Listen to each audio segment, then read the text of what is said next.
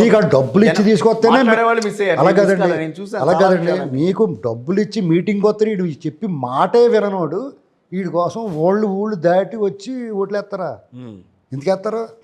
టీడీపీకి అంటారా? టీడీపీకి వాళ్ళు ట్రాన్స్పోర్ట్ అరేంజ్ చేసి ఉంటారు, వాళ్ళు పలావ పెట్టుంటారు, వాళ్ళు భోజనాలు పెట్టుంటారు. వాళ్ళు ఏమో ఉత్తనే వచ్చారని అంటలేదు. కానీ వాళ్ళు ఈపి సీట్లు పోయినప్పుడు ఈపి రుద్దుకుంటా ఎవడు దొరుకుతాడో అని పరిగెడతాం మనం. అలా పరిగెడితే చంద్రబాబు కనిపించాడు. వాళ్ళు అతను చెప్పి తింటున్నారు. వాళ్ళ మనసుకు ఉల్లాసంగా నేను వచ్చేస్తాను, మీకు ఏం పర్లేదు, మీకు అవి ఇచ్చేస్తారంటే అమ్మాయి అనుకుని పోతున్నారు, ఇచ్చినా ఇవ్వకపోయినా.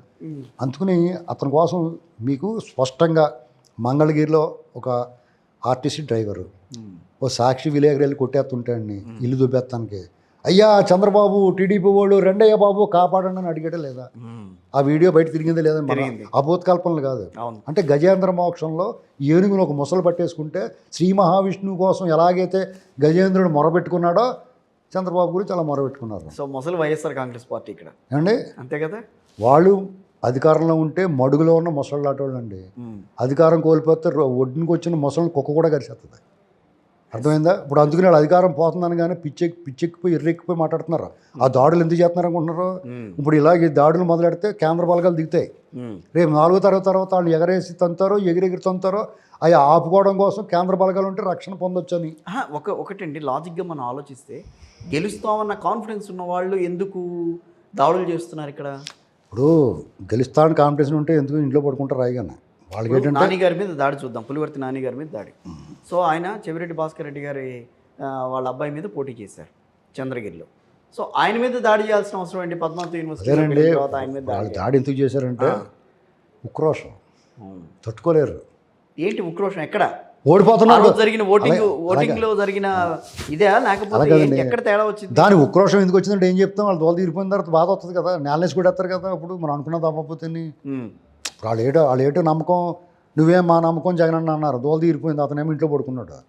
ఆఖరి వారంలో ప్రచారం కూడా చేయకుండా 2-3 రోజులు గ్యాప్ తీసుకున్నాడు. అతను కనీస బాధ్యత నిర్వర్తించలేదు. తను నమ్ముకున్న కార్యకర్తలను, తను నమ్ముకున్న నాయకుల్ని.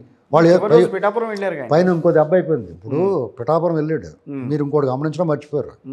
ఎలక్షన్ కార్యక్రమాల్లో బాలకృష్ణ గారి భార్య బాలకృష్ణ గారి కోసం ప్రచారం చేసిందా లేదా? ఆఖరి రోజు వాళ్ళందరూ అక్కడ ఉన్నారు. చంద్రబాబు గారి గురించి చంద్రబాబు గారి భార్య ప్రచారం చేసింది. ఆఖరికి పవన్ కళ్యాణ్ గారి భార్య కూడా ప్రచారం చేసింది. లోకేష్ గారి భార్య ప్రచారం చేసింది. అలాగే మరి పవన్ కళ్యాణ్ గారు అన్నాడు కదా, నేను చేసుకుంటాను 4వ పేడ నువ్వే అన్నాడు కదా. అందుకుని ఈయన ఆ మాట నిలబెట్టడానికి అయినా ప్రచారానికి వెళ్ళాడేమో మరి పిఠాపురం. మీకు అర్థం లేదు కదా అది. కాబట్టి మాట తప్పకూడదు. పవన్ కళ్యాణ్ అడిగాడు కదా నన్ను అనుకుని వెళ్ళి ఉంటాడు. ఓకే, తప్పేముందండి? అవును. మీరు పవన్ కళ్యాణ్ గారి గురించి నేను ఒకసారి ఇదివరకు చెప్పాను. అతను నార చుట్టిన నాటు బాంబులు అటాడు. అతను టచ్ చేసాడు, అది చేతిలో పట్టి కూర్చుంటే రాంగ్ హ్యాండ్లింగ్ చేస్తే చేతిలో పేలిపోద్ది. అలాగే అతను మందు పాత్రలు అటాడు కూడా ల్యాండ్ మైన్. దాని మీద అడుగు పెట్టేవనుకోండి, అడుగు ఉంచినా పేలుతుంది, తీసేసినా పేలుతుంది. ఆ పని చేసాడు.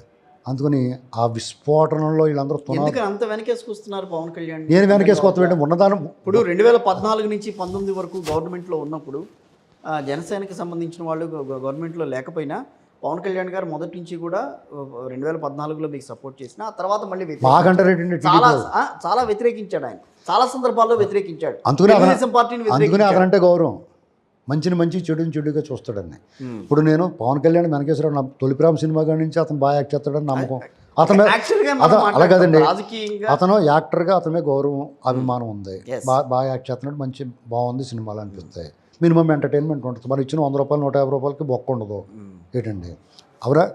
నెక్స్ట్ అతను పార్టీ పెట్టుకున్నాడు. అతను స్వార్థపరుడు అయితే 2014లో నాకు ఇన్ని సీట్లు కావాలి అడగలేదు కదా. అంటే గౌరవించాలి వద్దా? అటువంటి స్వార్థం లేనివాడిని. అలాగే 2014 నుంచి 19 వరకు అతను నచ్చని విషయాన్ని ప్రశ్నించాడు. తప్పే ఉంది, అయిపోయింది. 2019 నుంచి 2024 వరకు అప్పుడు కూడా నచ్చని విషయాలు ప్రశ్నిస్తున్నాడు. అప్పుడు అభినందిస్తాం. పైగా ఎవరికైనా కష్టం ఉందంటే రూపాయి పాపాయి తీసుకొచ్చి ఇస్తున్నాడు. కష్టపడి షూటింగ్లో డబ్బులు తెచ్చుకున్న డబ్బులే కదా అయ్యి. ఎవరో కూడా వీళ్ళు బాబు అధికారంలో, వాళ్ళ బాబు ఏం అధికారంలో లేడు కదా, లక్షల కోట్లు ఏం కొట్టేలేదు కదా. ఇప్పుడు అధికారంలోకి వచ్చి ముందు అడుక్కు తిని అధికారంలోకి వచ్చేసింది నాకు 1,000 కోట్లు రాలేదు కదా. అతను కష్టపడి షూటింగ్లోకి వెళ్ళి డబ్బులు తెచ్చుకుని ఆ డబ్బుల నుంచి అంత కొంత రూపాయి పాప పెట్టాడు. ఈ బొత్తుకి ఎప్పుడన్నా రూపాయి ఇతను కానీ వీళ్ళ నాన్న కానీ పాళ్ళ తీసి ఇచ్చారు ఎవరికన్నా? వాళ్ళ సొంత సొమ్ము. ఊరు పసుపు ఊరు కుంకంతో పేరెంట్ చేయడం కాదండి. మీ సొంత సొమ్ము, మీ బొడ్డుగాడు మూట అంటే తల్లిదండ్రులు చచ్చిపోయినప్పుడు ఇక్కడ కడతారు. ఇది మనం వాళ్ళకి మన తల్లిదండ్రులకి ఇచ్చి ప్రసాదం లాస్ట్లో అది పంచాలి.